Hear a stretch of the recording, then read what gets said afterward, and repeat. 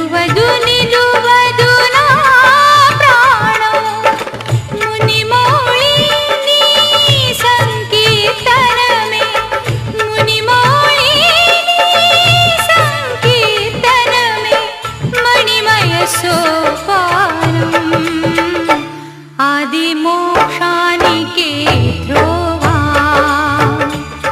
ఆది మోక్షానికే ధ్రువా సాయి దేవా సాయి దేవా సాయి దేవా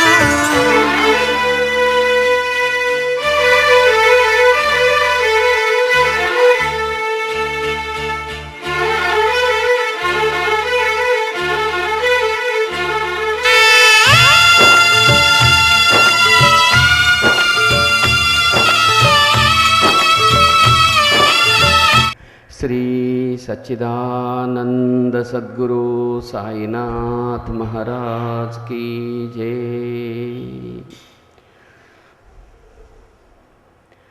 श्री गुरु करुणा हितकर चरणा सेव्यमानार्य देवा श्री गुरु करुणा हितकर चरणा सेव्यमानार्य देवा सत्संगत्वात् सहितवचनो ज्ञानमावृत्य चेतो सत्संगत्वात् सहितवचनो ज्ञानमावृत्य चेतो वीणापाणि मृदुतरवचो ज्ञानवाणी सवर्णे वीणापाणि मृदुतरवचो ज्ञानवाणी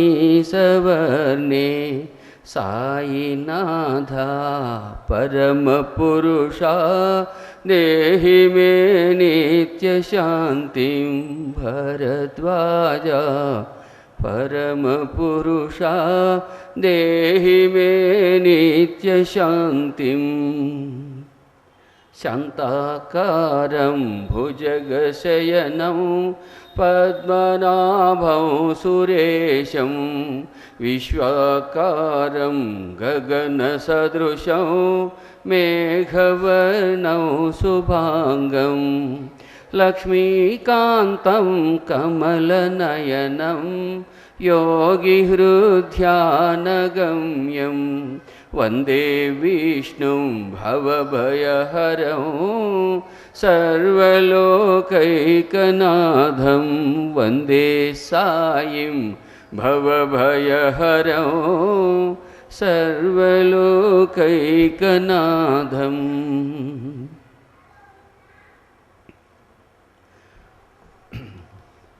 ఆత్మీయ ప్రియ సాయి బంధువులారా, పరమ పవిత్రము పావనము శుభకరము దివ్యమైన సంధ్యా సమయంలో మన సాయి సదన్ మందిరంలోనూ ప్రపంచవ్యాప్తంగానూ ఈ సత్సంగంలో పాల్గొంటున్న వారందరికీ కొత్త సంవత్సరంలో మొట్టమొదటిసారిగా ఆదివారం జరుగుతున్న సత్సంగానికి సాయి సదన్ శుభాకాంక్షలు అందిస్తూ సాయి కరుణ మనందరినీ సదా మన జీవితాలు వెలిగించుగాక అని ఆకాంక్షిస్తోంది.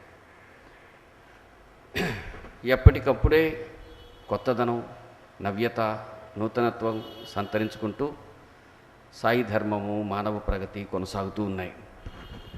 ఇప్పుడు ఈ వారంలో మనం చెప్పుకోదలుచుకున్న అనేక పావనమైన విషయాలు ఉన్నాయి. ముఖ్యంగా ఈ సంవత్సరం ఒక శుభోదయం. జనవరి 1వ తేదీ వైకుంఠ ఏకాదశి కూడా రావడం అనేది ఒక విశేషం, చాలా అరుదుగా వచ్చే విషయం. అంతేకాకుండా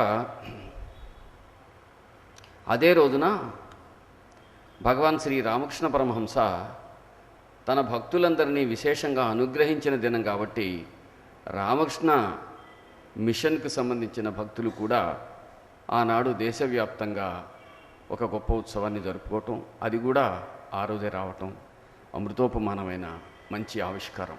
అది గురువారం వచ్చింది. కొత్త సంవత్సరం గురువారం రావడం, దానితో పాటు వైకుంఠ ఏకాదశి రావడం, దాంతోపాటు పరమహంస వారి ఇది కూడా రావటం, ఇవన్నీ కూడా ఒకేసారి సంభవించిన మంచి ఇవి. ఈ వారంలో చెప్పుకోవడానికి జనవరి 5వ తేదీ పరమహంస యోగానంద అని ఒక మహాపురుషుడి యొక్క జన్మదినం. ఆయన చాలామందికి ఒక యోగి ఆత్మకథ అని షిరిడీ సాయిబాబా వారి దివ్య చరితము ప్రపంచానికి పరిచయం కాకముందు చాలా అద్భుతంగా అనుకునేవారు దాన్ని. బాబా చరిత్ర పరిచయం అవ్వడం ప్రారంభించగానే అంటే ఇప్పుడు దాని యొక్క విలువ తగ్గిందని భావం కాదు, బాబా చరిత్ర మహాద్భుతం అనిపించసాగింది. అదేవిధంగా పరమహంస యోగానంద కూడా విశేషంగా పర్యటన చేశారు, ఎందరో మహనీయుల్ని దర్శించారు, భారతీయ ఆధ్యాత్మికతను గురించి ప్రపంచంలో చెప్పడంలో తమ వంతు కృషి చేసిన మాననీయుడు వారు. అదేవిధంగా శ్రీ చంద్రశేఖర సరస్వతి స్వామివారు జనవరి 8వ తేదీన దేహత్యాగం చేశారు. మనం ఎన్నోసార్లు ఆయన గురించి చెప్పుకున్నాం. ఆయన కంచి మఠానికి ఉన్న పరమాచార్యుడు. ముఖ్యంగా ఒక సంధి కాలంలో చాలా కాలం ఉన్నారు ఆయన. బ్రిటిష్ వాళ్ళ కాలం నుంచి ప్రారంభించి ఆధునిక భారతావని వికసించే రోజులలో, నూతన ఆధునిక స్వతంత్ర భారతం ఉండే రోజుల్లో ఆ మహాపురుషుడు ఉన్నారు. ముఖ్యంగా ఆయన గాంధీ గారితో కూడా చర్చించి ఉన్నారు. గాంధీ మహాత్ముడు ఒకరోజు ఏకాంతంగా, ఆ రోజుల్లో చక్రవర్తుల రాజగోపాలాచారి గారు గాంధీ అనుచరుడు ఆయన గారు తీసుకెళ్లారు. పరమాచార్యుడితో కొంతసేపు తమ భావాలను గురించి చర్చించారు. చర్చించిన తర్వాత వాటి వివరాల గురించి చాలా వరకు లోకానికి తెలియని ఉన్నప్పుడు ఆ తర్వాత గాంధీ మహాత్ముడు ఆశ్రమంలో ఉండే తన ఆత్మీయులకు ఒక ఉత్తరం రాశారు. అందులో ఏం రాశారంటే, మన ఆలోచనలు భావాలతో పాటు దానికి మరొక కోణం కూడా చాలా అందమైందై ఉంటుంది అనే పదం మాత్రమే రాశారు. అంటే పరమాచార్యుడు ఆయన భావాలు గాంధీకి కూడా గౌరవనీయమే అని చెప్పి తెలియటం మనం సంతోషించదగింది. అంటే ఆయన అనేక రకాలుగా ఆనాటి భారతీయ సమాజాన్ని చాలా ఎంతగానో ప్రభావితం చేసినవారు. ఒకవైపు ఆయన ఒక మఠాధిపతి, ఇంకొక వైపు ఆయన మహా పండితుడు, ఆయన అద్భుతమైన మానవమూర్తి. ఆయన ప్రభావం వల్ల చాలామంది సాధుసత్తములు ఆధునిక కాలంలో గౌరవనీయులు అనే భావం కలిగించడంలో చంద్రశేఖర సరస్వతి గారు ఒక విశిష్టమైనటువంటి ఇది కలిపాడు. ఒక పాశ్చాత్యుడు పాల్ బ్రంటన్ అని చంద్రశేఖర సరస్వతి వారి దగ్గరకు వచ్చి ఆయనను అడిగాడు, ఈ రోజులలో నిజంగా భారతదేశంలో గర్వించదగిన ఋషులు మహాపురుషులు ఎవరైనా ఉన్నారా స్వామి, మీ వంటి మఠాధిపతులు వీళ్ళు కాకుండా అని అడిగారు. అప్పుడు ఆయన ఏం చెప్పారంటే, బాబు మాకు కొన్ని విధి నిషేధ నియమాలు ఉంటాయి, మీరు అటువంటివి కావాలంటే ఆర్కాట్ జిల్లాలో, అంటే అప్పుడు తిరువణ్ణామలై ఆర్కాట్ జిల్లాలో ఉండేది, అరుణాచలంలో తిరువణ్ణామలై అనే ఊరిలో కొండ మీద ఒక సాధువు ఉన్నారు, మీరు కావాలంటే వారిని దర్శించి మీ ప్రశ్నకు సమాధానం పొందవచ్చును అని చెప్పి సూచించిన వారు చంద్రశేఖర సరస్వతి పాల్ బ్రంటన్కు. A search in secret India అనే పుస్తక ఆవిష్కరణలో ఆయన వంతు భాగం ఆ విధంగా ఉంది. ఆ విధంగానే పాల్ బ్రంటన్ రమణ మహర్షిని ఆశ్రయించి అత్యాధునికమైన యుద్ధ వార్తలు రాసినవాడు అతను. ప్రపంచ యుద్ధంలో వార్తలు రాసినటువంటి Paul Brunton a search in secret India లాంటి పుస్తకం రాసి అందులో రమణ మహర్షిని తీసుకెళ్ళి ప్రపంచానికి పరిచయం చేశారు. ఆ విధంగా అనేక రకాలు, ముఖ్యంగా వచ్చి ఇలస్ట్రేటెడ్ వీక్లీ ఆఫ్ ఇండియా అని ఒక ఇంగ్లీష్ పత్రిక ఉండేది, మనం చిన్నవాళ్ళం ఉండగా ఉండేది, చాలామందికి తెలిసి ఉండవచ్చు. అది వార్తలను విమర్శనాత్మక వ్యాసాలు వేసేది. నాకు గుర్తున్నంత వరకు అది వ్యక్తుల్ని ప్రశంసించినదే లేదు. చాలా వరకు చాలా ప్రముఖ వ్యక్తులను కూడా వాళ్ళు ఎక్కడో వాళ్ళలో ఉండేటువంటి గుణదోష వివరణ చేసేవారు. దానికి ప్రీతిష్ నంది అని ఆయన ఎడిటర్గా ఉండేవారు. ఆయన ఏం చేశారంటే, ఈయన మీద ఒక ప్రత్యేకమైనటువంటి ఒక ఇష్యూ వేశాడు. చంద్రశేఖరేంద్ర సరస్వతి మీద ఒక ప్రత్యేకంగా ఒక సంచిక వేసి ఆయన గురించి ప్రపంచానికి చెప్పడానికి ప్రయత్నించారన్నమాట. అదేవిధంగా అంటే ఆయన ఎంత విశిష్టమూర్తియో, అన్ని రకాల భావాలు ఉండే వాళ్లకు సంయమనం ఇవ్వడంలో ఆయన ప్రపంచాన్ని, మనుషుల హృదయాలను ఎంతగా గెలుచుకున్నారో అందులో ఉంది. ఆయనకు మనకి ఒక ఆత్మీయ బంధం ఉంది. నేను మీకు ఎన్నోసార్లు చెప్పుకున్నాను. ఒకసారి నేను ఆ మఠం దగ్గరికి వెళ్ళి ఒక గురువారం వేళ మనం ఆరాధించే బాబా వీరి రూపంలో ఉండేది ఒకటే అయితే వీళ్ళందరూ చొక్కా తీసేయాలి ఇలాంటి నియమాలు చెబుతున్నారు. ఆ నియమాలు ఏమీ పాటించకుండానే ఈయన గన మన అనుగ్రహిస్తే ఈయన రూపంలోంచి బాబా మన అనుగ్రహించదలుచుకున్నారు. ఆయన గన అనుగ్రహించకపోతే మనకు వీరికి ఏమీ అవసరం లేదని మన సాధనామయ జీవితానికి బాబా చెప్తున్నారు అని నేను మనసులో అనుకొని ప్రార్థించడం ప్రారంభించాను. అప్పటికి ఆయన 90 ఏళ్ళు దాటిన వృద్ధుడు. భక్తులు వరుసగా వస్తున్నారు. అక్కడ చొక్కా తీయాలి, పంచగట్టుకోవాలి అనేది నియమం. నిజంగా ఈ రోజైతే నేను ఏమాత్రం ఆలోచించకుండా ఆ పని చేసుండేవాడినేమో, అందులోకి అనుమానమేం లేదు నాకు. ఆ రోజు ఏమనిపించిందంటే నిజమైన భక్తి శ్రద్ధలకు ఇవి అడ్డమా, అంతరంగం కదా ప్రధానము అని నేను భావించి బాబాకు చెప్పుకున్నాను.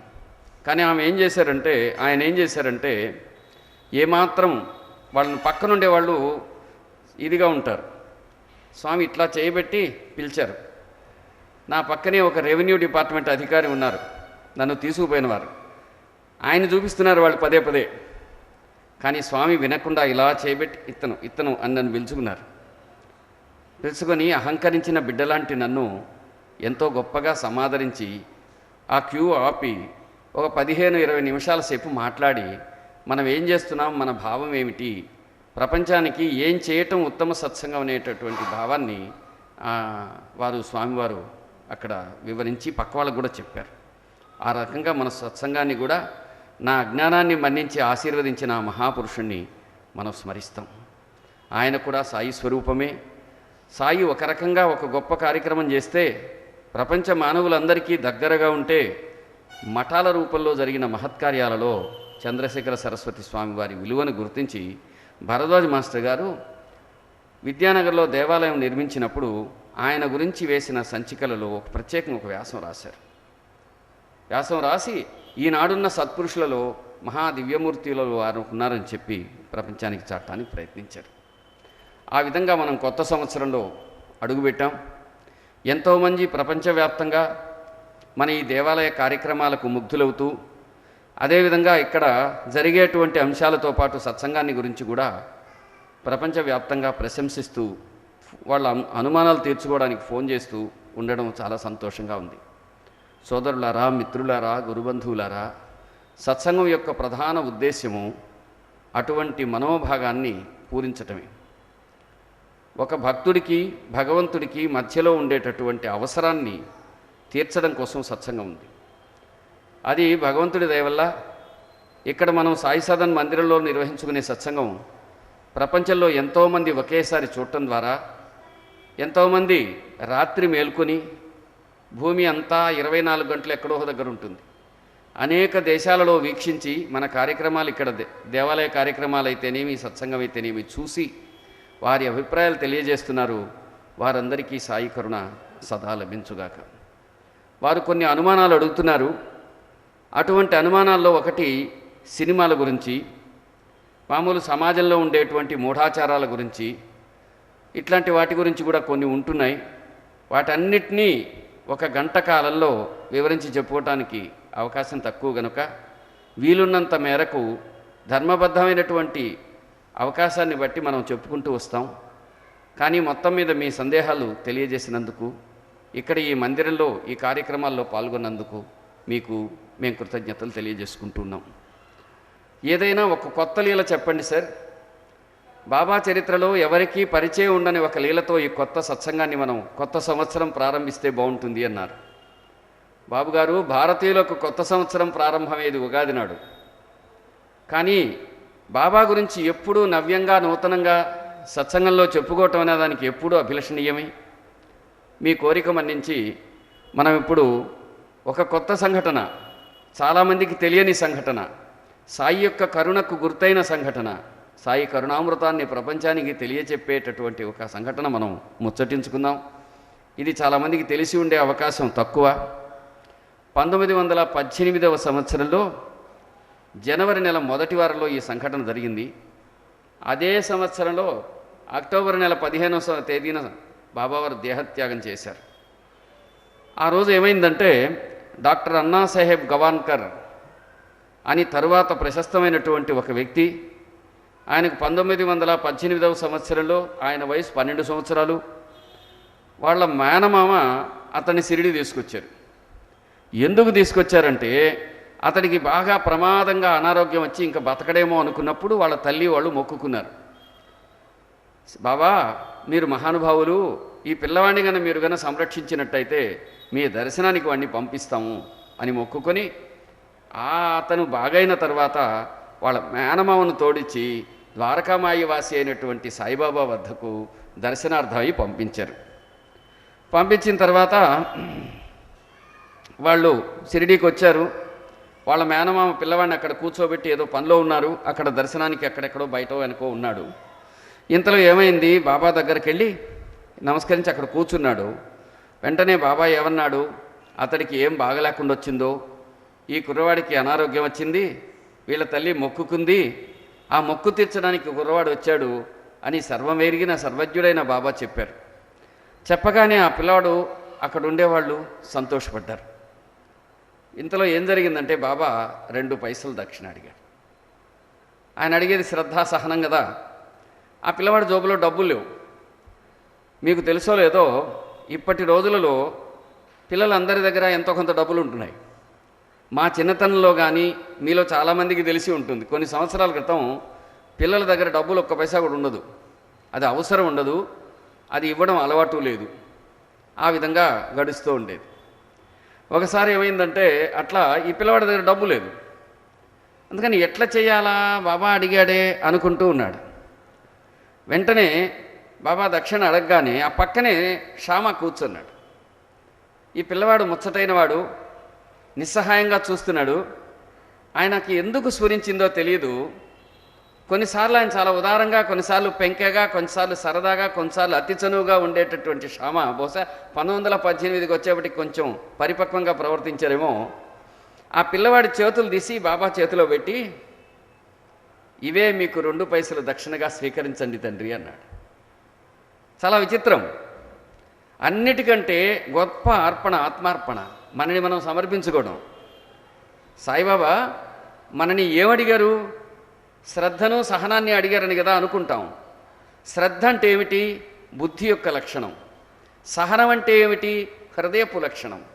అంటే హృదయాన్ని బుద్ధిని పూర్తిగా బాబాకు సమర్పించడం అంటే అర్థం ఏమిటి, జ్ఞానవంతమైన సమస్త బుద్ధిజనితమైన విషయాలన్నిటిలోనూ అంతర్లీనంగా బాబా ఉన్నారు అని జ్ఞాపకం పెట్టుకోవడం, మన జ్ఞానాన్ని బాబాకి ఇవ్వడం, దాన్ని శ్రద్ధ అంటారు. శ్రద్ధ అంటే జాగ్రత్త అని, ఇలా నిష్ఠ అని చెప్పుకున్నాం కదా. సహనం అనేది రెండవది. సహనం హృదయపు గుణం. అంటే బుద్ధి హృదయాలు రెంటినీ సమర్పించడం లాగా బాబా ఏం చేశారంటే ఆ పిల్లవాడి చేతులు ఇలా తీసి పెట్టారు కదా, వాటిని ఇలా తీసుకుని తమ జోబులో అతడిచ్చిన దక్షిణ స్వీకరించినట్టు ఒక భంగిమ చేశారు. అది చాలా తక్కువ సార్లు చేసేవారు. సాయిబాబా గారు మాటల్లోనే కాక కదలికలోంచి కూడా మాట్లాడగలడు. ఒకసారి ఒక అతను వచ్చాడు. ఒకసారి అతను వచ్చి, ఈ బాబా సర్వజ్ఞుడా, ఈయనకు అన్నీ తెలుస్తుంటాయా, తెలుస్తూ ఉంటే నాకు ఒక మంచి అనుభవం ఇవ్వాలి అంటే నలుగురు ముందు అతని గురించి ఏదో చెప్పాలని ఆశించాడు. కానీ అతని చిత్రంగా అతని హృదయంలో ఎవ్వరికీ చెప్పని ఒక రహస్యమైన విషయం దాగి ఉంది. బాబా అతని కళ్ళలేక అట్లా చూసి అట్లా కదిలారు. ఒక భంగిమ అట్లా కదిలాడు అంతే. మరుక్షణం అతనికి ఏమర్థమైందంటే తన జీవితంలో తల్లిదండ్రులకు, భార్యాబిడ్డలకు ఎవరికీ తెలియకుండా స్నేహితులతో సహా దాచిపెట్టిన ఒక రహస్య విషయం బాబాకు తెలిసిన అర్థమైంది. వెంటనే చంపలేసుకుని సాయిబాబా పాదాలు పట్టుకున్నాడు. అంటే ఒక చిన్న చూపు కదలిక ద్వారా ఆయన సర్వజ్ఞుడని అతనికి చాటాడు. అట్లాగే ఒక భక్తవరుడైనటువంటి వ్యక్తి వచ్చాడు. అతడు బాబా పాదాలంటే నమస్కరించగానే అతడి నెత్తిన చేయబెట్టి అలా అన్నాడు. నెత్తిన చేయబెట్టి ఒక్కరో నొక్కి అట్లా అన్నాడు. అట్లా అనగానే అతడికి ఎన్నో రోజులుగా తీవ్రంగా ప్రయత్నించిన కుదరని ధ్యాన సిద్ధి కలిగింది. మరొకడిని అట్లా టచ్ చేయగానే అతడికి ఎక్కలేని ఆనందం కలిగింది. మరొకడికి ఒక్కసారి హృదయంలోంచి పొంగిపోతున్న సంతోషాన్ని నిగ్రహించుకోవటం వీలవలేదు. అంటే స్పర్శ ద్వారా ఆ విధంగా అనుగ్రహించగలిగారు. చూపుతో, మాటతో, కేవలం ఆయన అనుగ్రహాన్ని ఎట్లయినా ప్రసరింపజేయగలగడం ఆయన విశేషం అన్నమాట. ఈ కుర్రవాడి విషయంలో అది తీసిలో పెట్టుకున్నారు. అయిపోయింది. సరే, అది ఎంత విచిత్రం అంటే తర్వాత కొద్ది కండులు అప్పుడు ఆ పిల్లవాడిని దగ్గర కూర్చోబెట్టుకొని ఒక అరటిపండు ఒలిసి మహాశ్రద్ధగా ఆ పిల్లవాడికి తినిపించారు. ఎంత ధన్యాత్ముడో! ఏ మహాపురుషుడైనా ఒక ప్రత్యేకమైనటువంటి ఆసక్తి చూపిస్తే ఆ బిడ్డల్లో ఏదో విశేషం ఉంటుంది. 12 సంవత్సరాల కుర్రవాడికి ఆ పని చేశారు ఆయన. ఆ తర్వాతి రోజుల్లో ఏం జరిగిందో చూడండి. స్వామి సమాధి అయ్యారు, బాబావారు సమాధి అయిపోయారు. ఆ తర్వాత ఏమైంది, 1950వ సంవత్సరం నుంచి 55 వరకు అతను సంస్థానానికి అధ్యక్షుడిగా ఉన్నాడు. అంత భక్తుడై ప్రశస్తుడై బాబా సేవ అన్ని సంవత్సరాల తర్వాత చేస్తాడని ముందుగానే బాబాకు తెలుసు అన్నమాట. అందుకని అనుగ్రహించారు.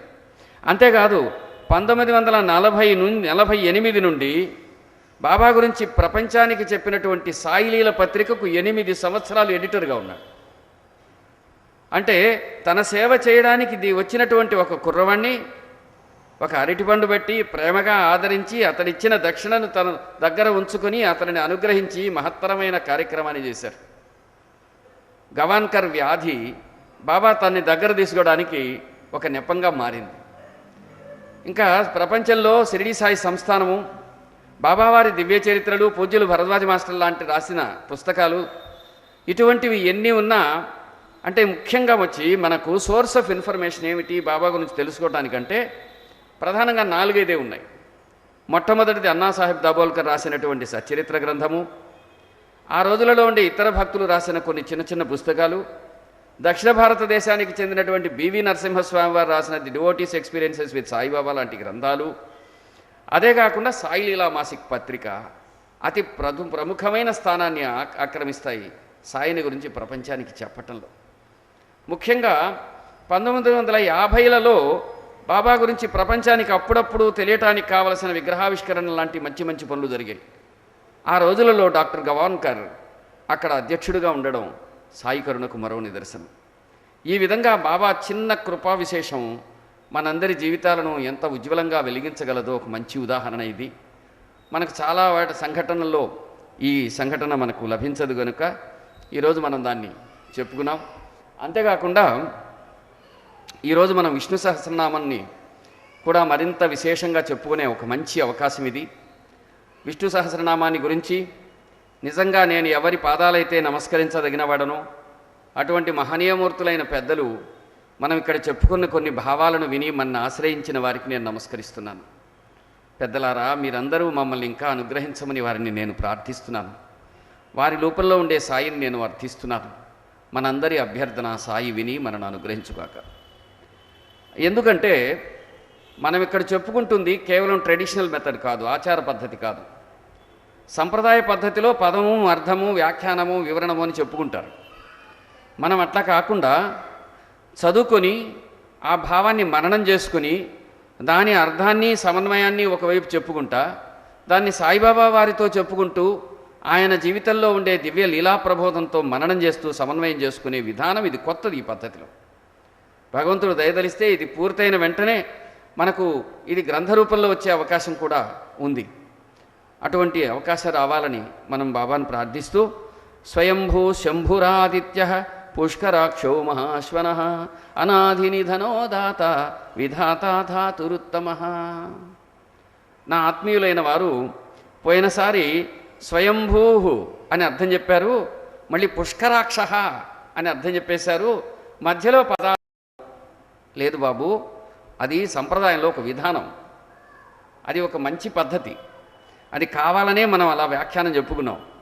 ఏమిటంటే స్వయంభూ అంటే తనకు, తన భవనానికి, తాను ఉండడానికి తాను తప్ప వేరే కారణం లేని వాడు స్వయంభూ. ఆయన ఒక్కడే ఉంటాడు. ఆయన అనేకం కావాలనుకున్నప్పుడు సృష్టి వచ్చింది. తనకు తానే కారణమైన వాడు స్వయంభువు అంటే.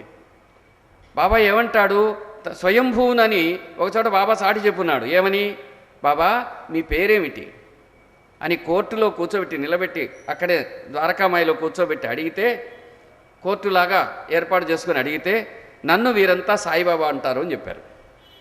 కోర్టు ప్రతినిధికి చెప్పాడు.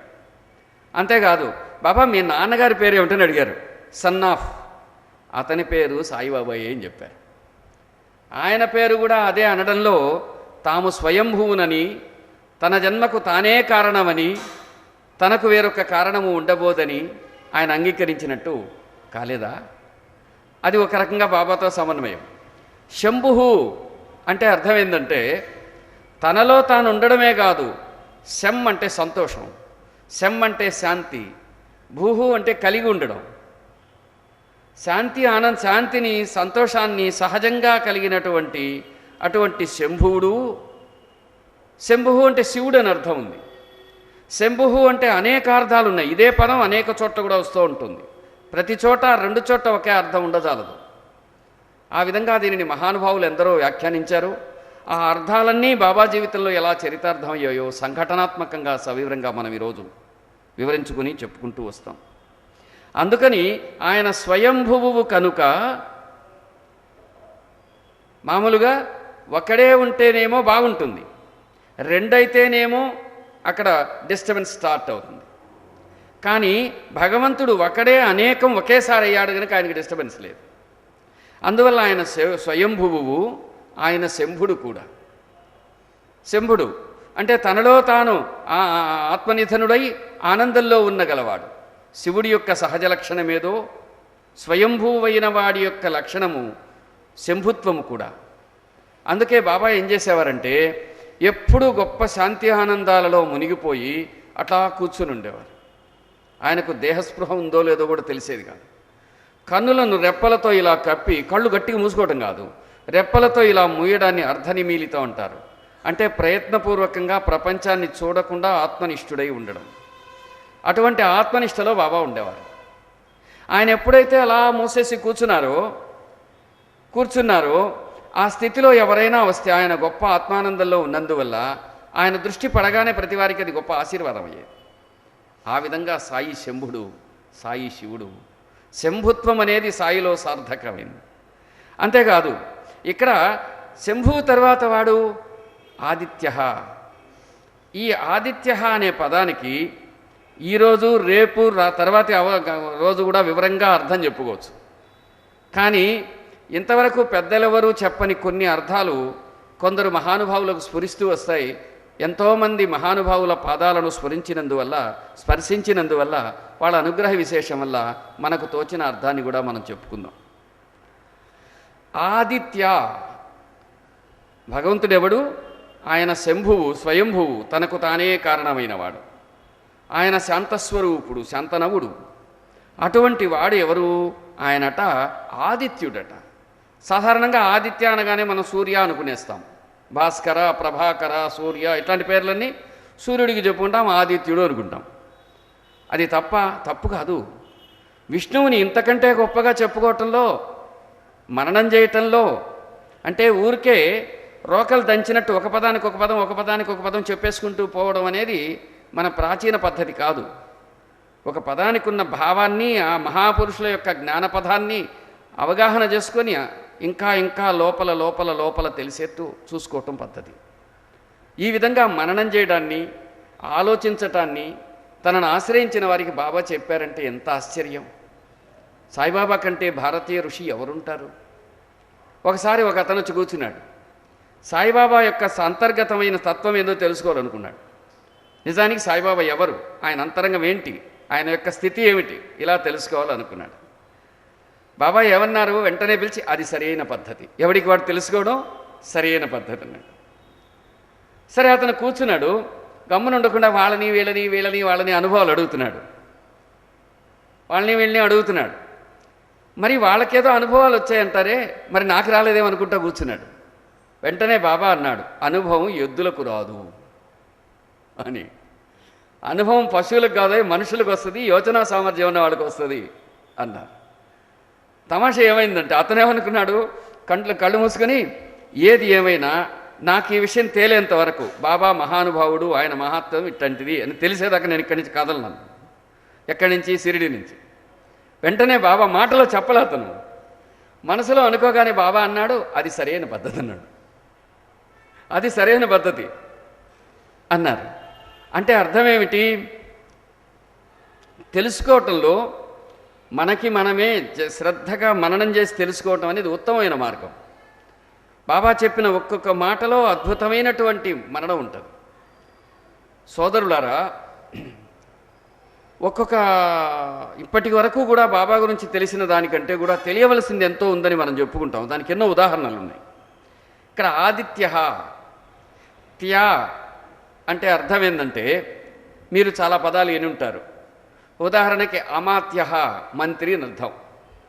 అమాత్య అంటే అర్థమైంది, అమా అంటే అతడిని అనుసరించి, త్యా అంటే నిలిచి ఉండేవాడు అని అర్థం అన్నమాట. అదేవిధంగా వచ్చి మనకి ఇంకా కొన్ని పదాలు ఉన్నాయి. సంస్కృతంలో ఈ త్యా అనే పదం చాలా చోట్ల వాడతారు. ఆది అంటే మొదలు, మొదటి నుంచి చివరి వరకు, మొదటి నుంచి అని అర్థం అనమాట. ఆదిత్య అంటే మొదటి నుంచి ఇప్పటి వరకు, ఎప్పటి వరకు ఉండేవాడు ఆదిత్యుడు అని ఒక అర్థం ఉంది. అంటే ఎవరిని అనుసరించి ఎవరితో ఉండేవాడు, ఎవరు స్వయంభువో, ఎవరు శంభుడో అతడికి ఇతడు ఆదిత్యుడు అన్నమాట. అంటే ఇది ఎంత అద్భుతం అంటే వరుస క్రమంలో చెబుతున్నారన్నమాట. దేనికది ప్రత్యేకంగా చెప్పారు, ఒకదానికొకటి సంబంధం ఉండేటి చెప్పారు. ఈ సంబంధాన్ని గొలుసులాగా, పూలధారలాగా, జ్ఞానధారలాగా పెంచి చెబుతున్నాడు వ్యాసుడు, పెంచి చెబుతున్నాడు భీష్మ పితామహుడు. వారి ద్వారా చెప్పిస్తూ తనను తాను చెప్పించుకుంటున్నాడు కృష్ణ పరమాత్ముడు. దాన్ని తన జీవితంలో సార్థకం చేసుకున్న సాయిబాబా వారు పరమ పావనమైన సత్సంగ రూపంలో దీన్ని వివరించుకుంటున్నారు. నాహంకర్త హరికర్త తత్పూజా కర్మచాఖిలం తదాపి మత్కృతా పూజ తత్ప్రసాదేన నాన్యథ అని గురుప్రసాదంగానే ఇదంతా సంభవిస్తోంది. అందుకని ఆయన ఆదిత్యుడు. సరే, ఆదిత్యుడు అన్నారు, బాగానే ఉందండి. మొదటి నుంచి చివరికి ఉన్న భగవంతుణ్ణి కాపాడుతున్నవారని దీనికి బాబా దగ్గర ఏమైనా ఆధారం ఉందా? మీరు చెప్పిన దానికి ఉంది. బాబా మీ వయసు ఎంత అని అడిగాడు ఆ కోర్టు ప్రతినిధి. బాబా అన్నాడు, నా వయసు లక్షల సంవత్సరాలని. ఇతడు అనుకున్నాడు బాబాకు పెద్ద వయసు కదా, ఆయనకు సరిగా వినిపించలేదేమో అని. బాబా సరిగా చెప్పండి అన్నాడు. ఆయన అన్నారు, నేను ఇక్కడ కూర్చుని ఎప్పుడు అబద్ధం చెప్పను, నేను సరిగానే సత్యమే చెబుతున్నాను, నా వయసు లక్షల సంవత్సరాలు అన్నాడు. ఇప్పుడు మీరున్నారు, నేనున్నాం, మనందరం ఇప్పుడు మీ వయసు ఎంత అంటే మన వయసు ఉరామరిగా ఒక సంవత్సరం, 2 ఏళ్ళో 10 ఏళ్ళో అటు ఇటు చెబితే బాగుంటుంది. కానీ ఈ విధంగా లక్షల సంవత్సరాలు ఎవడుంటాడు, ఎవరు మానవుడు ఉండడు కదా అని అడిగితే అత్యంత ప్రముఖమైన భారతీయ ఋషి సంప్రదాయంలో అది ఉంది. సరే, ఋషి సంప్రదాయం సంగతి పక్కన పెడదాం. భగవద్గీతలో ఉంది. భగవద్గీతలో ఏమని ఉంది అంటే, అప్పటికి నిజంగా అర్జునుడికి ఒక 50 చిల్లర సంవత్సరాలు ఉండాలి. యుద్ధం జరిగేటప్పటికి 50 ఏళ్ల వాడు అర్జునుడు. కృష్ణుడు ఇంకొక 10-15 సంవత్సరాలు పెద్దవారై ఉండొచ్చు. సుమారు ఒక 60-70 మధ్యలో ఉండుంటాడు అనుకుంటాం. చూచాయిగా చాలామంది పండితులు లెక్కగట్టినది అటు. అయితే ఆ సమయంలో ఇద్దరు ఏమేం చేశారు, సేనయోరుభయోర్మధ్యే రథం స్థాపయమేచ్యుత అని చెప్పేపటికి 2 సైన్యాల మధ్యలో ఉండడం, ఆ కథ అంతా మీరు చాలాసార్లు విని ఉంటారు. అయిన తర్వాత అతడికి జ్ఞానం కలిగించడం కోసం కృష్ణ పరమాత్ముడు భగవానుడై ఒక సిద్ధాంతం చెప్పడం ప్రారంభిస్తాడు. ఏమంటాడో, ఒరే అబ్బాయి, ఇందులో ఉందే జీవన యోగం. ఈ యోగం ఈరోజు నేను నీకు చెప్పడం కాదు, నేనేమి నీకు కొత్తగా చెబుతుంది కాదు ఈ విషయము. ఇమం వివస్వతే యోగం ప్రోక్తమానహమవ్యయం వివస్వాన్మనవే ప్రాహ మనుర్విక్ష్వాకవే బ్రవీత్. ఇది వివస్వంతుడికి, మనువుకి, ఆ తర్వాత ఇక్ష్వాకుడికి, ఈ విధంగా ఒకరి నుంచి ఒకరికి అప్పటి నుంచి బోధించబడినది. ఇమం వివస్వతే యోగం ప్రోక్తవానహమవ్యయం. నేను వివస్వంతుడికి చెబితే అతడు ఇక్ష్వాకుడికి, మనువుకి, మనువు ఇక్ష్వాకుడికి ఇలా చెప్పుకుంటూ వచ్చారు. అందుకని ఈ భారతదేశంలో ఉండే ఋషి విజ్ఞానం ఉన్నదే, అది ఎలా సంప్రాప్తిస్తున్నదయ్యా అంటే, ఏవం పరంపరా ప్రాప్తం ఇమం రాజర్షయో విదుః. రాజర్షులైనటువంటి మహర్షులైనటువంటి ఋషి సత్తముల నుంచి ఒకరి నుంచి ఒకరికి ఏవం పరంపరా ప్రాప్తం పరంపరయా ఒకరి నుంచి ఒకరికి అందుతూ వస్తున్న జ్ఞానమో ఇది అని చెప్పారు. అయితే బాబా షిరిడీలో ఉన్నాడు. ఆయనకు చూడటానికి ఒక 60-70 ఏళ్ల వయసులాగా ఉండేవారు. ఒక 10 ఏళ్ళు అటు ఇటు ఉండవచ్చును, కానీ లక్షల సంవత్సరాలు ఎలా ఉంటాయి? భారతీయ ఋషిజ్ఞానం ప్రకారము శరీరానికి వయస్సు ఉంటుంది, అంతరంగానికి జ్ఞానం ఉంటుంది. జ్ఞానానికి వయస్సు లేదు. జ్ఞానానికి వయస్సుతో కొలవటం కుదరదు. అని రుజువేమిటి? సాయిబాబా. ఎలా? ఇంతకుముందు మనం చెప్పుకున్న శ్యామా బాబాని అడిగారు. ఆయన ఏమయ్యంటే షిరిడీకి వచ్చే జనాలందరితో మాట్లాడుకుంటూ ఉండేవాడు.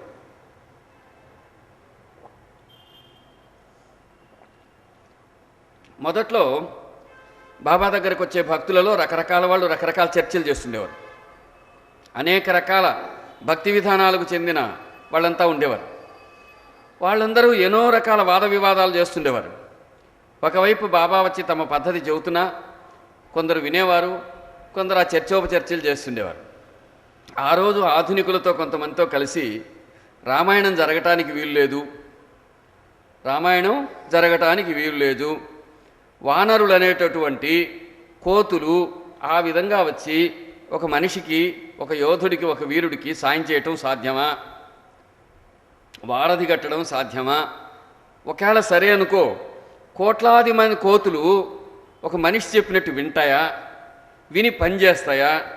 నీళ్ల మీద రాళ్ళు తేలుతాయా? ఇలాంటి అనుమానాలన్నీ కలిసివే అతని మనసు కలుషితమైంది.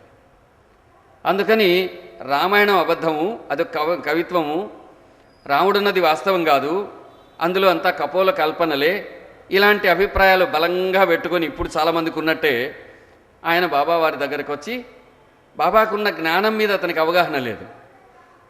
ఎందుకనంటే అతి చనువు వల్ల దెబ్బతిన్న వాళ్ళలో, కావలసినంతగా బాబా యొక్క ప్రబోధాన్ని ఉపయుక్తం చేసుకోలేకపోయిన వాళ్ళలో, నిమిత్త మాత్రమే మిగిలిపోయిన వాళ్ళలో క్షమ ఉన్నాడు.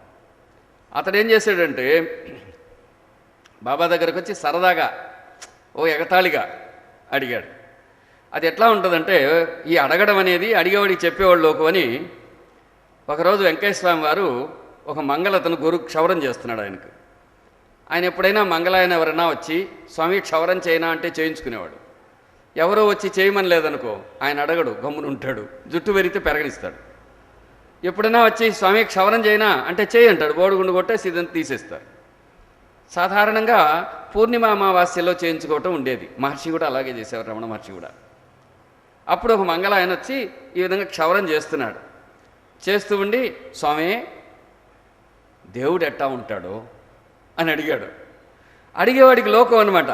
ఎవరినైనా ఏదైనా అడిగేస్తాం మనం. అర్హత లేకుండా అడిగితే చెప్తే అది సరి అయినటువంటి ఫలితం ఇవ్వదని ధర్మశాస్త్రం. అందుకని స్వామి ఏమన్నాడు తెలిసిన, అయ్యా వెంకయ్య స్వామి ఎవడిని ఒరేతరే అనడు. ఒకసారి ఒక ఆయన ఒరే అన్నాడు, రేయ్ ఆ పని చేయి అన్నాడు. అనగానే వెంకయ్య స్వామి మృదువుగా, అయ్యా ఒరే అన్నది ఎవరయ్యా అన్నాడు. రమణయ్య స్వామి 300 పాపం రాసి ఆయనకి ఇచ్చేయ. నీకు చేసిన ఈ దోషానికి నోటి తొత్తర వల్ల, దానివల్ల వచ్చిన దోషం 300 పాపం రాయమన్నారు. పక్క నుండి ఒక ఆయన అడిగాడు, స్వామి మీరు దోషం పాపం రాయమన్నారు కదా, అది ఏం చేస్తే పోద్ది అన్నాడు. అనుభవిస్తే పోద్దయ్యా అని కర్మసూత్ర ప్రబోధం చేశారు. అట్లాగే అప్పుడు ఆయన అడిగారు, స్వామి దేవుడు ఎట్లా ఉంటాడు అని. అయ్యా దేవుడు నీ ఎదురుగా వచ్చి కనిపిస్తే నువ్వు గుర్తుపట్టగలవా అయ్యా అని అడిగాడు. అంటే అర్థం ఏంది? దేవుడి గురించి నీకు తెలియదు, నువ్వేదో క్షవరం చేసుకొని కడుపు నింపుకుంటున్నావు. కేవలం అడిగేవాడికి చెప్పేవాడు లోకు అని ఏదో అడగాల కనుక అడిగాడు, కనుక ఈయన చెప్పాల కనుక చెప్పారు. ఏం చెప్పారు? మహనీయమూర్తులైన వాళ్ళు 2 రకాల సమాధానాలు చెబుతారు. ఒకటి మనసుకు సమాధానం, కొన్ని ప్రశ్నకు సమాధానం. ఇక్కడ వెంకయ్య స్వామి మహాపురుషుడు కనుక అతని మనసుకు సమాధానం చెప్పాడు. ఏమని చెప్పాడు? దేవుడిని ఎదురుగా నిజంగా వచ్చి కూర్చుంటే నువ్వు గుర్తించగలవా? దేవుడి గురించి ఏమీ తెలియక మనమేం గుర్తిస్తాం? మనమేమీ గుర్తించలేము. అందుకని అతనికి తెలియని సమాధానం, ఒక అద్భుతమైన సమాధానం చెప్పిన మహాపురుషుడైనారు ఆయన. అదేవిధంగా సాయిబాబా వారు ఏం చేశారంటే,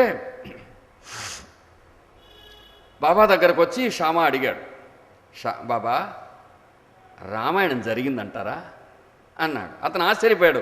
ఎందుకంటే ఇంకా తను తెలుసుకున్న విషయాలన్నీ ఆయన ముందు ఒకసారి కక్కేయొచ్చు. రామాయణం జరగలేదు, అబద్ధం, ఈ పుస్తకాలన్నీ అబద్ధం, ఈ వానరులంతా అబద్ధం, కోతులేంటి మనిషిని సాయం చేసేది, రాళ్ళేంటి తేలేదు, ఇవన్నీ చెప్పేస్తాడనమాట అతను. విచిత్రంగా బాబా ఏమన్నారంటే రామాయణం జరిగిందన్నారు. అది కాదు బాబా, అది ఎట్లా జరగద్ది, అది ఎట్లా జరగద్ది, సరే బాగానే ఉంది అంటే, అయ్యా బాబు రామాయణం జరిగింది వాస్తవం, రాముడు ఉద్భవించింది నిజం, వానరులు సహాయం చేసింది నిజం, వారధి గట్టింది నిజం అన్నారు. అనేటప్పటికి అతనికి ఎక్కడలేని ఉక్రోషం వచ్చేసింది. సిద్ధాంతపరంగా బాబాని ఎత్తుక్కుందాం అనుకున్నాడు. అప్పుడు అతను ఏం చేశారంటే, అది కాదు బాబా, ఇప్పుడు భారతదేశంలో ఉండే కోతులన్నీ లెక్కేస్తే 1 కోటి కోతులు ఉండవు. ఒకవేళ ఉన్నాయనుకుందాం, ఇప్పుడు లేని అప్పుడు ఉండకూడదని లేదుగా. కోతులు ఉంటే ఒక సముద్ర తీరంలో 1 కోటి కోతులు ఏ విధంగా నిలబడతాయి, వాటి మీద ఎలా నిలబడతాయి, అవన్నీ ఏ విధంగా 1 కోటి కోతులు ఒక సముద్ర తీరంలో ఉండి ఎలా పని చేయగలవు అని అంటే, అప్పుడు అన్నారు, లేదు లేదు నువ్వు పొరపాటు పడ్డావు, వానరులు ఉన్నది వాస్తవం, వానరులు రాముడికి సహాయం చేసింది నిజము, అవి ఎట్లా పోయాయో చెప్తాను విను, నువ్వు ఎప్పుడన్నా చీమల పుట్టలు చూసావా అని అడిగాడు. చూశాన్నారు. మీరు కూడా చూసారో లేదో, చీమల పుట్టలు ఏం చేస్తాయంటే వాటి గొప్ప సంఘటిత శక్తి అది. అవన్నీ కలగలిసి ఒకటిగా అయిపోయి అంత వస్తువులన్నీ మహాజాగ్రత్తగా తీసుకెళ్తాయి. ఆ విధంగా ఒకదాని మీద ఒకటి ఒకదాని మీద ఒకటి ఒకదాని మీద ఒకటి ఆ ప్రాంతం అంతా విస్తారంగా నిలబడి గుంపులు గుంపులుగా దూకి పనిచేసాయి అని చెప్పారు. ఇటీవల ఒక పరిశోధనలు చాలా చేశారు ఈ మధ్యన వారధి మీద. ఆ తేలే రాళ్ళు ఉన్నాయని, ఆ రాళ్లను ల్యాబొరేటరీలో కూడా పరీక్షించి వాటి ద్వారా కింద అడవి నరికి అడవి దొంగలేసి దాని మీద ఆ రాళ్ళు వేసి వారధి కట్టారని, ఆనాటి రామవారధి 1.5 మీటర్ ప్రాంతంలో నీళ్లున్నందువల్ల సునాయాసంగా కట్టడం సాధ్యమైందని, అది అసాధ్యమైన పని కాదని దాని అవశేషాలు ఇప్పటికీ ఉన్నాయని ఇటీవల శాస్త్రజ్ఞులు రుజువు చేసినట్టు మనకు మన ఇంటర్నెట్లోనూ వీటిలోనూ దొరుకుతున్నాయి. సరే, అది అయిపోయిన తర్వాత అంతమంది అలా ఉన్నారన్నారే అని అడిగితే అప్పుడు అడిగాడు, బాబా మీరు మా ఎదుట ఇక్కడ కూర్చొని ఉన్నారు, మీరు అప్పుడు ఎట్లున్నారు అని అడిగాడు. బాబా కళ్ళు భలే మెరిశాయి. బహుశా ఆయన కాలాన్ని దాటిన సత్పురుషుడై దివ్యమూర్తి అయి విరాజిల్లి ఉంటాడు. అప్పుడు బాబా అన్నారు, శ్యామా నీకు ఆ జ్ఞానం లేదు, నేను ఇప్పుడు ఎలా ఉన్నానో అప్పుడు కూడా ఇలాగే ఉన్నాను, అప్పుడు ఇప్పుడు నేను అలా నిలిచి ఉన్నాను. సాక్షి అనే పేరు మనం ఇంతకుముందు చెప్పుకున్నాం. సాక్షి మాత్ర చైతన్యము అట్లా నిలిచి ఉంటుంది అని చెబుతారన్నమాట. ఆ విధంగా బాబా ఏం చెప్పారు, ఆయన ఆదిత్య, ఆ రోజు నుంచి ఈరోజు ఉన్న ఆదిత్యుడై విష్ణువై, ఆ రోజు రామాయణం ఇట్లా జరిగింది, నేను ఆ రోజు చూసి చెప్తున్నాను కాబట్టి ఇంకా క్వశ్చన్స్ లేవు, నీకు తెలియదు క్షమా, నీకు నాకు ఎన్నో జన్మలు గడిచాయి, అవి నీకు గుర్తులేవు, నాకు గుర్తున్నాయి కాబట్టి ఊరుకోమన్నాడు. ఇంకెవరు చెప్తారు? రామాయణం నిజం, రాముడున్నది నిజం, వానరులున్నది నిజం. కానీ ఒక విషయం మిత్రులారా, ఈ సినిమాలను ముఖ్యంగా వాటి మీద ఆధారపడి రామాయణం తెలుసు అనుకోకండి. రామాయణం సినిమాలు చాలా వరకు చాలా ఎక్కువ సినిమాలు అట్లా దగ్గరగా తీయబడలేదు. రామానంద సాగర్ గారు తీసిన పరిశోధనాత్మకమైన వాటిని, మన సంపూర్ణ రామాయణం లాంటి వాటిని కొన్నిటిని వదిలేస్తే రామాయణంలో వీటిలో ఈవెన్ వాటిలో కూడా కొన్ని సత్యమని చెప్పుకోలేని అంశాలు ఉన్నాయి. ఏమిటంటే ఇప్పుడు వానర జాతి అందరికీ కోతి వేషాలు వేస్తారు, కోతులాగా తోకలు ఉంటాయి, మూతులు ఉంటాయి, వాళ్ళ భార్యలు మాత్రం అందమైన ఆడవాళ్ళు అయి ఉంటారు, లేకపోతే ఆ సినిమాలు నాటకాలు ఎవరు చూడరు. అది ఎలా సాధ్యం? తార ఏమో అందంగా ఉండడం, వీళ్ళేమో ఇలా ఉండడం ఎలా సాధ్యం? అది దాదాపు అసాధ్యం. అదేవిధంగా అట్లాంటి అసాధ్యమైనవి మనం భరించేస్తుంటాం, ఒప్పుకునేస్తుంటాం, ఎందుకంటే అందంగా ఉండకపోతే చూడలేవని. కానీ వాస్తవానికి స్త్రీ పురుషులు రెండు ఒకటిగా ఉంటారు కదా. కానీ నిజమేందంటే ఎంతోమంది పరిశోధకులు తేల్చింది ఏంటంటే వానరులు అంటే కేవలం కోతులు కాదు, వానరులు ఒక అడవి జాతి మనుషులు. అటు మానవ స్వభావము ఇటు ఆ వానర లక్షణము కూడా పోని మధ్య జాతిలో ఉన్నారు. వాళ్ళకి నిజమైనటువంటి గుణము విశ్వాసం. దానికి గుర్తు హనుమంతుడు, పరమ పూజనీయుడైనటువంటి హనుమంతుడు. అందుచేత వాళ్ళొక వానరజాతి వాళ్ళు, అడవి జాతి మనుషులు, వాళ్ళు స్త్రీ పురుషులు ఒక రకంగానే ఉండేవారు అని చెప్పి పరిశోధన చేసిన వాళ్ళని మనం జ్ఞాపకం చేసుకుని, ఇది కేవలం నాటకం కోసము కళాత్మకంగా ఉండాలని చెప్పారని ఆ విధంగా మనకు చూపించిన వాళ్ళను మనం క్షమించి మనం అవగాహనతో మనం నింపుకుందాం. ఇప్పుడు ఏమైంది? ఆయన ఏమయ్యాడు? స్వయంభువు, శంభువు, ఆనాటి నుంచి ఈనాటి ఉన్న ఆదిత్యుడు అయ్యాడు. బాగానే ఉంది అయ్యా, ఇవన్నీ చెప్పావు, బాగానే ఉంది. ఇవన్నీ కావాలంటే ఆయన ఏమై ఉండాలి? ఆయనకి ఏ లక్షణాలు భగవంతుడికి ఉండాలి? అతడు పుష్కరాక్షుడై ఉండాలి, అతడు మహాశ్వనుడై ఉండాలి. ఈ రెండు గుణాలు ఎవరికి ఉంటారో అతడు మాత్రమే స్వయంభువు, అతడు మాత్రమే శంభుడు, అతడు మాత్రమే ఆదిత్యుడు, అతడు మాత్రమే పుష్కరాక్షుడు, మహాశ్వరుడు కాగలడు. పుష్కరాక్ష అనేది నేను పోయినసారి కొంతవరకు చెప్పాను. ఇక్కడ పుష్కరాక్షం అంటే స్థూలార్థం పెద్దలందరూ ఏం చెప్పారంటే, అక్షి అంటే కన్ను. ఎట్లాంటి పుష్కరము అంటే, పుష్కరం అంటే పద్మము, పద్మాక్షుడు, జలజాక్షుడు, ఈ విధంగా వచ్చేసి కమలాక్షుడు, జలజనేత్రుడు, ఇట్లాంటి పేరుతో చెప్పేశారు. విప్పారిన వెడల్పైన తామర రేకుల వంటి కనులు గలవాడు అని ఇలా చెప్పారు. అది సరిపోతుందా? కాదు కాదు, అది అద్భుతం. అక్షి అంటే కన్ను. కన్ను యొక్క లక్షణం దృష్టి. దృష్టి దేన్ని చెబుతుంది? జ్ఞానాన్ని బోధిస్తుంది. మనకు దృష్టి ద్వారా కలిగేది జ్ఞాన ప్రతీతి. అందుకని పుష్కరాక్ష అంటే, పుష్కరం అంటే పుష్కలం, సంపూర్ణం. సంపూర్ణమైన జ్ఞానం అంటే సర్వజ్ఞత్వం. సర్వజ్ఞత్వం ఎవరికి ఉంటుంది? సంపూర్ణమైన జ్ఞానము ఎవరికి ఉంటుంది? భగవంతుడికి ఉంటుంది. భగవంతుడి దేనికి గుర్తు? జ్ఞానశక్తికి గుర్తు. ఎవరికి జ్ఞానశక్తి ఉంటుందో అతడు మాత్రమే స్వయంభువుగా ఉండగలడు, శంభుడై విరాజిల్లగలడు, ఆదిత్యుడై భాషించగలడు, పుష్కరాక్షుడు కాగలడు. అంటే భగవంతుడి లక్షణాల్లో జ్ఞానశక్తికి అది చిహ్నం. పుష్కరాక్షుడు అంటే జ్ఞానశక్తి ప్రపూర్ణుడు అని. ఇకపోతే స్వనం అంటే పెద్దలు ఏం చెప్పారంటే, మహాస్వనం అంటే గొప్ప శబ్దం అని అర్థం అన్నారు. దాన్ని సాధారణంగా ఓంకారం అనుకుంటాం. కానీ స్వనము అనే మాటకు అర్థం ఏంటంటే, స్వనం అంటే స్పందన అని అర్థం. శబ్దము స్పందన వల్ల కలుగుతుంది. స్పందన దేని స్పందన?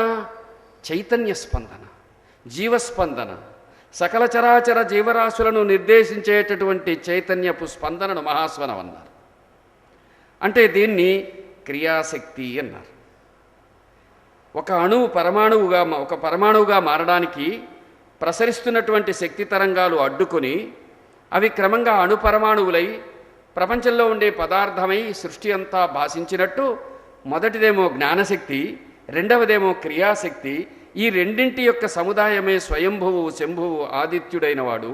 ఇవి భగవన్ లక్షణాలన్నీ ఈ చిన్న 4-5 నామాలలో వివరించబడ్డాయి. ఇకపోతే పుష్కరాక్షో మహాస్వనః అనేప్పటికీ ఆయన జ్ఞానశక్తి, క్రియాశక్తి సాయిబాబాలో సమస్తం చరితార్థమయ్యి ఉండేవి ఎలా ఉన్నాయో పైవారం చెప్పుకుంటూ ఆయన ఆదిత్యుడనే దాని గురించి ఒక్క సంఘటన చెప్పి మన ఈ సత్సంగానికి పావనమైన ముగింపు చెప్పుకుందాం. బాబాని ఏ కోణంలో చూసినా అక్కడ సంపూర్ణం, పరిపూర్ణం, అవ్యాజం, అనుగ్రహం, అందులో చెప్పలేనంత పవిత్రత, సమర్థత, శక్తి సమన్వితత్వం కనిపిస్తాయి. ఒకసారి 5 సంవత్సరాలకి అతనికి జంధ్యం ఉపనయనం చేసి వేసి ఆయనకు చాలా నిష్టగా శాస్త్రీయంగా వచ్చి ఉపనయనం చేసి ఆయనకు నిజంగా అతని పూర్వపుణ్యం వల్ల ఉపనయనం చేసినప్పుడు విష్ణు సంప్రదాయంలో ఏ విధంగా భగవంతుణ్ణి స్మరించాలో ఆ పిల్లవాడికి నేర్పారు. అతనికి ఏం చేశారో తెలిసినా చాలా జాగ్రత్తగా అతడు నిజంగా బివి నరసింహస్వామికి ఇంటర్వ్యూ ఇచ్చి లైన్స్ అని చెప్పాడు. అయ్యా, నా 5వ సంవత్సరం నుంచి నేను నా గుండె దగ్గర సవితృమండల మధ్యవర్తి అయిన నారాయణుణ్ణి, పద్మగర్భ సంభూతుణ్ణి నేను ధ్యానించేవాడిని. అంటే ఆయన గుండెలో విష్ణువుని సవితృమండల మధ్యవర్తి, సవితృ అంటే సూర్యుడు, చుట్టూ భాషించే సవితృమండలానికి మధ్యలో అద్భుతమైన విష్ణు స్వరూపాన్ని పద్మం మీద పడుకు ఉన్నటువంటి విష్ణు రూపాన్ని, నిలుచుని ఉన్న రూపాన్ని ధ్యానించేవాడు. సవితృమండల మధ్యవర్తి అయిన నారాయణ స్వరూపాన్ని ఆయన స్మరించేవాడు. ఇది ఎక్కడిది? యదా ఆదిత్య ఏక ఏవ అనేకేషు జలభాజేషు అని చెప్పినట్టు, ఆదిత్య మండతాంతస్థో హిరణ్మయ పురుష ఆదిత్య ద్వాదశాదిత్యేషు విష్ణుర్వా ఆదితేహి అఖండతాయా మహ్య అయం పరితీతివా అని దాన్ని వ్యాఖ్యానించారు పెద్దలు. ఈ భావం తెలిసిన వారు ఏం చేశారంటే, అతని గుండెలో సవితృమండల మధ్యవర్తి అయిన నారాయణుణ్ణి మెల్లగా గాయత్రి ఉపాసిస్తూ స్మరిస్తూ ధ్యానించగలిగేవాడు. అతడు జీవితమంతా బయటేమో అతను పెద్ద జడ్జి అయ్యాడు, హైకోర్టు జడ్జి అయ్యాడు, లోపలేమో ఈ ధ్యానాన్ని పెంచుకుంటూ వచ్చాడు. ఆయనకు బోధ చేసిన వారు సంప్రదాయంలో ఉన్నటువంటి పెద్దలు. కానీ అతని లోపల ఇంకా ఇంకా దీన్ని తెలుసుకోవాలి, ఈ జ్ఞానాన్ని పరిపుష్టం చేసుకోవాలి అనే తపన పెరిగింది. నిజంగా పెద్దలు చెప్పినటువంటి రీతిలో మన ఉపనయనం ద్వారా అతనికి లభించినటువంటి సంధ్యావందనాన్ని, దాని ద్వారా వచ్చిన గాయత్రి సిద్ధికై అతడు ప్రయత్నించారు. నిజంగా గాయత్రి సక్రమంగా చేస్తే, సంధ్యావందనం సక్రమంగా చేస్తే, సవితృమండల మధ్యవర్తి అయిన నారాయణుడిని స్మరిస్తే ఏం జరుగుతుంది? గురువు అనుగ్రహ సిద్ధి లభిస్తుందని ధర్మం. మన జీవితానికి తగిన గురువు లభించి సరి అయిన జీవన మార్గాన్ని బోధిస్తాడు అని ధర్మం చెబుతుంది, పెద్దలు చెప్పారు. అది బాబా విషయంలో ఎలా చరితార్థమైందో చెప్పడానికి ఈ ఆదిత్య అనే పదం ఉపయోగపడుతుంది. మన వ్యాఖ్యానం పరమాత్ముడు చెప్పించుకుంటుంది. అది అక్కడ ఏమిటంటే, అతడు ఆదిత్యుడిని ధ్యానం చేస్తున్నాడు. ఒకసారి ఏమైంది, ఇలా కూర్చుంటే అతనికి కొంత అసంతృప్తి ఉంది. ఇంతకంటే మించినటువంటి జ్ఞానస్థితి నేను ఎప్పుడు ఎక్కడ ఎలా పొందగలను అని. నిజమైన ఆర్తి రామకృష్ణ పరమహంసకు అమ్మవారి దర్శనమైన తర్వాత అమ్మని అడిగేవాడు, అమ్మా ఇంతకంటే గొప్ప స్థితిని నాకు అనుగ్రహించు తల్లి, ఇప్పుడు నువ్వు సర్వదా సర్వత్రా ఉన్నానని తెలుస్తుంది, ఓ జ్ఞానమయి, ఓ కరుణామయి, ఓ అమ్మా అని ఏడుస్తూ, అతను ఏ తల్లి చచ్చిపోయారో అని అందరూ అనుకునేటట్టు కన్నీళ్లు గారుస్తూ శోకిస్తూ ఉండేవాడు. గుండెంతా పిండేసినట్టు శోకాన్ని, వ్యధను, ఆర్తిని తప్పించిపోయేవాడు, అనుభవించేవాడు. ఆ ఆర్తితో తప్పించేవాడు. తప్పించడం అంటే కాలిపోవటం, బగ్గున మండిపోయేవాడు. ఆ రోజుల్లో రామకృష్ణుడు ఎలా ఉండేవాడని చెబితే, ఆయన గుండె మీద కానీ ఎవరన్నా కానీ వెన్న పెడితే ఆ వెన్నంతా అలా కరిగిపోయేంతగా ఆయన పార్వతిది తప్పిస్తూ ఉండేవారని చెబుతారు. అటువంటి ఆయనకు అమ్మ కనిపించి ఏం చెప్పింది, దేవతామూర్తులు ఇదిగో ఇంతవరకే జ్ఞానసిద్ధినివ్వగలరు, ఇంతకు మించి కావాలంటే మానవ రూపులైనటువంటి గురువులు అవసరం. అమ్మ నాకు నీవు తప్ప జ్ఞానమయ్యి నాకు ఇంకెవరున్నారంటే ఇదిగో నేనే తీసుకొస్తాను అని జ్ఞాన మార్గాన్ని మామూలుగా వచ్చి తోతాపురి, భైరవి, బ్రాహ్మణి అని ఇద్దరు గురువులు వచ్చి వాళ్ళ జీవితం అంతా నేర్చుకునేది ఆయనకు తక్కువ కాలంలో నేర్పిస్తే అతి అద్భుతమైనటువంటి దీన్ని ఆయన పొందినట్టు స్వయంగా రామకృష్ణ పరమహంస చెప్పిన విషయం మీరందరూ చదివి ఉంటారు. అటువంటిది ఈయనకేమైంది, ఈ ఒకరోజు ధ్యానం చేస్తున్నాడు ఈయన గారు. ఆయన్ని రాజా చిన్న కృష్ణ సాహెబ్ అని, జస్టిస్ ఎంబి రేగే అని రెండు పేర్లతో చెప్తారు. ఇద్దరు ఒకరే. ఆయన ఏం చేశాడు, ఆ విధంగా ధ్యానం చేస్తున్నాడు. ధ్యానం చేస్తూ ఉంటే భగవంతుడిని ఆర్తిగా ప్రార్థిస్తే అతనికి ఒక స్వప్నం లాంటి దివ్య దర్శనమైంది. అది ధ్యానంలో వచ్చిండొచ్చు, లేదు స్వప్నమైనా అయి ఉండవచ్చు. ఆ స్వప్నంలో అతడేమైంది, ఆకాశంలో అలా తేలిపోతున్నాడు.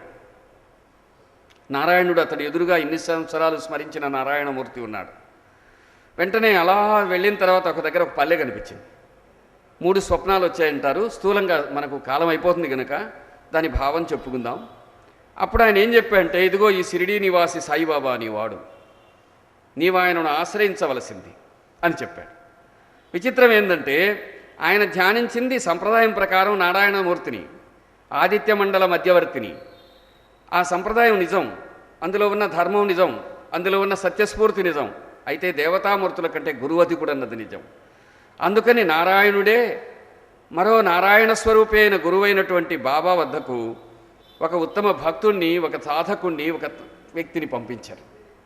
అతడు ఆ విధంగా బాబా దగ్గరకు వచ్చి ఆ కొరవ ఆధ్యాత్మిక అభ్యున్నతి పొందిన విషయం మనకు ఆయన ఇచ్చినటువంటి ఇంటర్వ్యూలో ఉంది. అతడు బాబా దగ్గరికి రాగానే అతడు అంత ధ్యానం చేసినా తాను ధ్యానం చేస్తున్నవాడు గనక తాను ఈ విధంగా చేసే ధ్యానం గొప్పదని ఒక అహంకారంలో ఉన్నాడు. అందుకని షిరిడీ రాగానే తన్ని భలే గౌరవించేస్తాడు బాబా, ఎందుకంటే నువ్వు అంతలో సాధకుడివి కదా అని అనుకున్నాడు ఆయన. కానీ రాగానే బాబా ఏం చేశారు, అట్లా ఆలోచించి అతని పాదాలకు నమస్కరించగానే, ఏంటి మనిషికి నమస్కరిస్తున్నావా అన్నాడు. అతను ఎప్పుడు మనిషికి మొక్కకూడదు అనుకునేవాడు. అల్లాడిపోయాడు. బాబా ఏమో కలలో విష్ణుదేవుడు కనిపిస్తే చెప్తే వచ్చానే, ఈయన చూస్తేనేమో నా లోపల ఉండే సంశయానికి తగిలినట్టు మాట్లాడాడు, బాగానే ఉంది, మరి నన్ను ఆదరించడా, ఇంతకాలం నా సాధన ఏమిటి, నా స్మరణ ఏమిటి, నా నారాయణుడేమిటి, నా సాధన, నా గురువు అని చెప్పారే, ఈయన పరిస్థితి ఏంటని. మధ్యాహ్నం అయ్యేప్పటికీ బాబా అందరూ భోంచేశాక తెరలు దించేసేవారు, ఎవరు పోకూడదు అనుకునేవాడు. అందరూ భక్తులు ఇళ్ళకెళ్ళిపోయినారు, వసతి గృహాలకు వెళ్ళున్నారు. ఇతని మనస్థితి ఏమాత్రం కంట్రోల్లో లేదు. మహా అయితే ఉంది, బాబా కొడతాడేమో తిడతాడేమో, కొట్ని తిట్ని ఏమైతే అవని, నా జన్మకు ముఖ్యమైనటువంటి నా దేవుడు చెప్పిన ఈ మహాపురుషుడు నన్ను అనుగ్రహించలేదే అని బాధపడిపోయి నేరుగా తెర తీసుకుని వెళ్ళి ఆయన పాదాల మీద పడ్డాడు. ఈ తెర తీయగానే, రా రా నీకోసమే చూస్తున్నాను నాయనా అని మహాప్రేమగా పిలిచాడు. ఆశ్చర్యపోయాడు అతను. ఇదేంటి అప్పుడలా అన్నారు అనుకోగానే, ఇతరుల ఎదుట మేము బిడ్డల్ని దూరంగా ఉంచుతామన్నారు. ఇతను పొంగిపోయాడు. దగ్గర కూర్చోబెట్టుకొని, నీకేం కావాలో అడుగు, ఏదైనా ఇస్తారా తండ్రి అని అడిగాడు. ఇస్తానన్నాడు. అయితే మీరు ఈ జన్మలో కానీ ఏ జన్మలో కానీ నాకు తోడుండాలని అడిగాడు. ఇది మామూలు వాడైతే ఏమడుగుతాడు, బాహ్యమైన కోరికలు అడిగేవాడు. అతడికి ఆ ఉత్తమ సంస్కారం, ఋషి సంస్కారం ఉంది కనుక, బాబా తోడుంటే సర్వసంపదలు ఉంటాయని అతనికి తెలుసు కనుక అతడు ఏం చేశాడు, మీ తోడుండాలని అడిగాడు. అప్పుడు ఆయన అన్నాడు, నీకేం కావాలన్నా ఇస్తానన్నప్పుడు అనుగ్రహాన్ని అడిగిన మహా మంచి వ్యక్తి, మహాసాధకుడు జస్టిస్ ఎంబీరేగే చిన్ని కృష్ణరాజా సాహెబ్ అతను. ఆ విధంగా బాబా భక్తులలో చాలామంది తమ సాధన గురించి బయట ప్రపంచానికి పెద్దగా చెప్పని వారు ఉన్నారు. బాబా అతన్ని ప్రత్యేకమైన రీతిలో ధ్యానం చేయించారు. ఆ ధ్యాన విధానం, ఈ వివరాలను మళ్ళీ సందర్భం వచ్చినప్పుడు చెప్పుకుంటాం. అందుకని సవితృమండల మధ్యవర్తి అయిన నారాయణుణ్ణి స్మరించిన వారికి ఆదిత్యుడై అనుగ్రహించిన సాయికి నమస్కరిస్తూ, పావనమైనటువంటి ఈ సత్సంగానికి స్వస్తి చెప్పుకునే ముందు ఒక్క నిమిషం మౌనస్మరణతో ముగించేందుకు ముందుగా ఈ అవకాశం ఇచ్చిన సోదరులకు కృతజ్ఞతాంజలి ఘటిస్తూ, మీరు ఉపరిలో ఉండే సర్వసాక్షి సమర్థ సద్గురుడైన సాయినాథుడికి నమస్కరిస్తున్నాం. శ్రీ సచ్చిదానంద సద్గురో సాయినాథ్ మహారాజ్ కీ జై.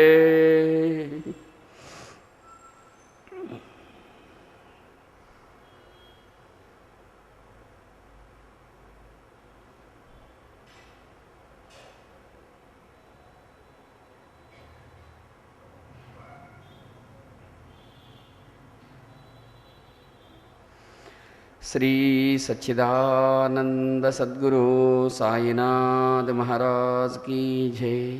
సోదరులారా, పై ఆదివారం ఉదయం 6 గంటలకు మన మందిరం నుంచి సాధనా పదయాత్ర ప్రారంభమవుతుంది. మీ అందరికీ శుభాకాంక్షలు.